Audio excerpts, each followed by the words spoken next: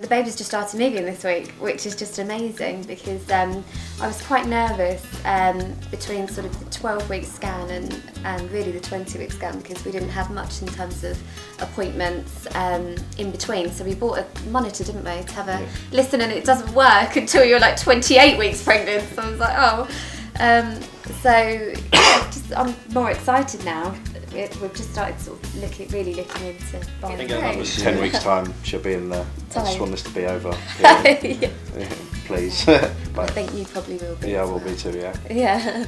I've been really moody, I've been vile. My poor husband, he can tell you more. I was awful last week, but then when I looked up in my book, it says that's the time when you're meant to be a horrible woman. I was vile last week. But yeah, I'm just quite tired. I didn't expect to be as tired as I feel. But then I'm not sleeping amazingly, so that's probably countering with that. But you went and got me ice cream one time and corn on the cob. Those are the only two things. But a craving for ice cream I don't think really counts as a craving, because I have cravings for ice cream because it tastes nice. But I eat more.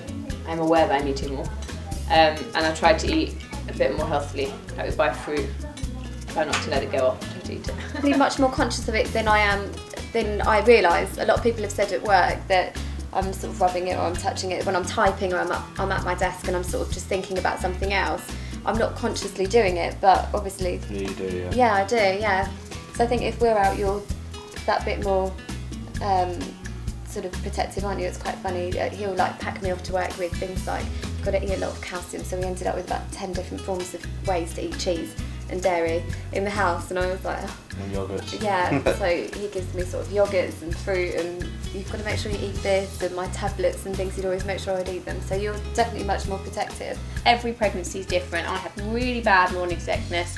I was really sick, really tired, and my sister and my mum never had it. So everyone's different, and you can't compare yourself. You just can't compare yourself to everyone else. So we were so excited to have the baby, but I think for me it's the sort of restrictions that you suddenly have are so much more apparent from such an early stage in your pregnancy rather than you. So sort of now you're thinking, I mean obviously we were thinking about saving and you know you've got to buy things and organise things and this time next year, but for me that's sort of been, I had quite a unfortunate first 3 months, was quite sick, quite tired, and so it was very apparent for me from a really early stage that, oh my god, we're actually having a baby.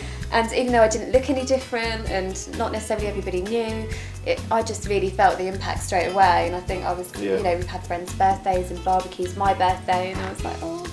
Not that I even really drank before I would have done anything really outrageous, but you just suddenly feel really restricted. So I think that was a little bit sort of upsetting for me because I didn't want to feel that way.